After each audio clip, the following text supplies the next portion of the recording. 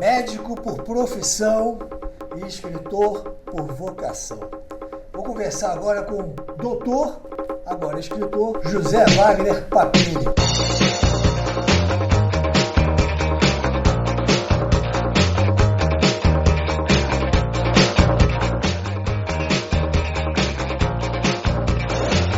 Fala aí, Wagner! Beleza? Tudo bem. Vou chamar de Wagner, tudo Claro, bem? claro, Então, sem dúvida. Me conta aí, quantos anos você trabalhou na medicina? E o que você fez na medicina? Primeiro, eu sempre quis ser médico. Aham.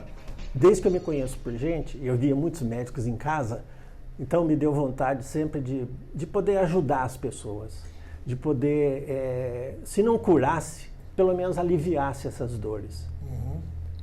E reforçou muito em mim isso, uma vez que eu me lembro que eu vi uma pomba na rua e ela estava com a perna quebrada.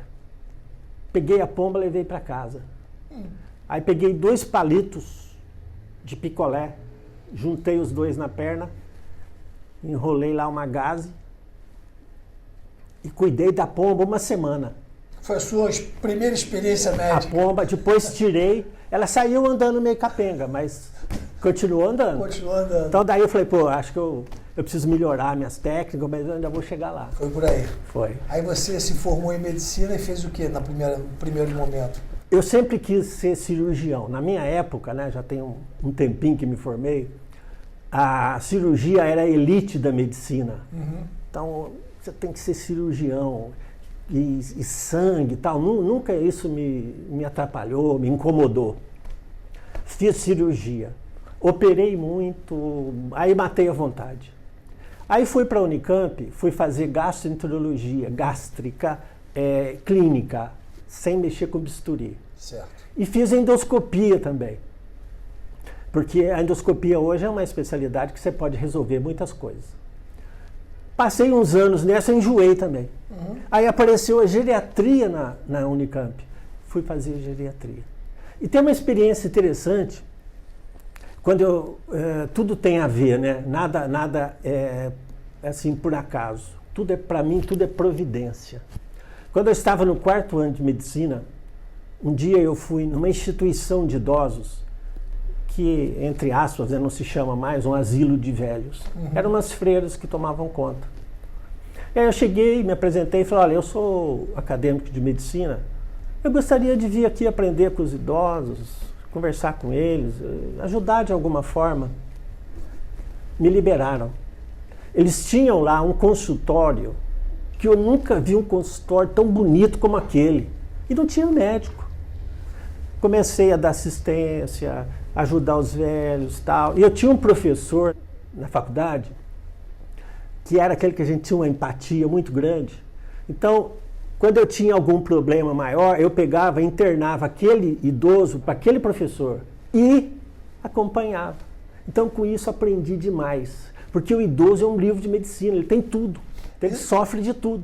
Dói aqui, dói ali, não tem memória, não anda direito e tal. Então, com isso, a minha experiência foi muito grande. E isso totalizou, então, o quê? 40 anos? Aí, 40 anos, eu trabalhei na rede pública há muito tempo, vi toda essa necessidade, todo o nosso SUS, que é tão importante e é tão abandonado. Depois, eu queria muito ir trabalhar para uma medicina de grupo, essas cooperativas.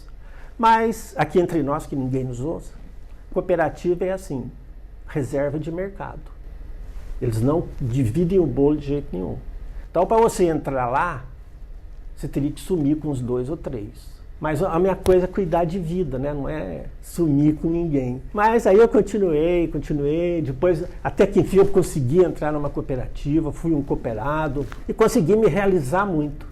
Só que eu cheguei num ponto que eu falei assim, olha, quando chegar nessa idade eu vou me aposentar. Porque eu não quero morrer nessa profissão.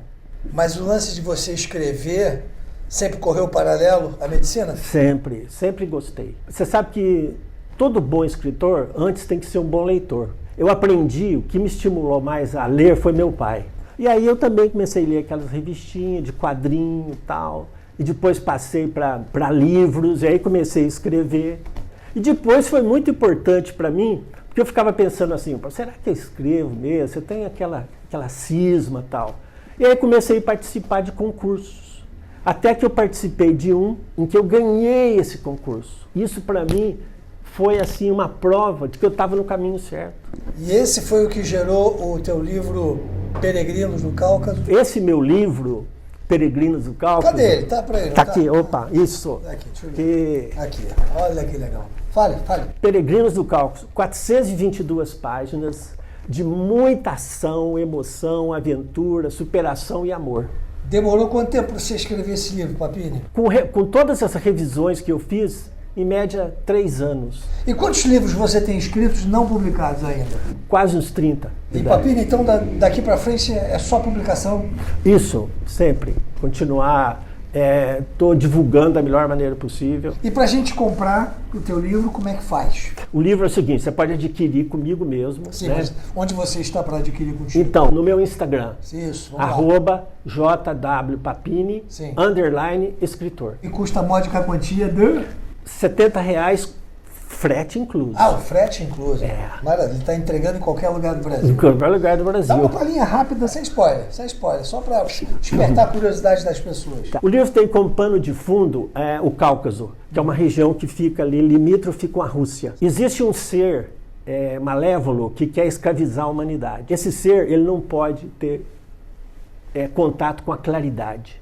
Então ele usa de 3 personagens para fazer esse trabalho sujo, que são Rifat, um xamã, né, os médicos indígenas, né, Ivan, um gigante, e Orto, um anão. Além disso, ainda tem a Iesa, que é uma bruxa, que se juntam mais outros seres com dons especiais para destruir esse ser do mal. E no final nós vamos descobrir se haverá luz ou trevas sobre a Terra. Maravilha. Ficou curioso?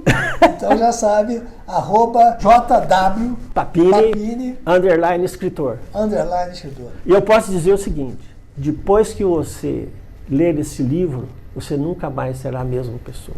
Você não sairá incólume após essa leitura. Olha só, hein? Vamos lá, propondo mudanças, hein, gente? José Wagner Papini, muito prazer ter você aqui pessoalmente. O prazer é muito meu. Tamo juntos. Parabéns. E vocês aí ligados aqui no nosso Talk Branding, levando esses empreendedores, artistas e marcas até vocês. Valeu, gente. Até a próxima.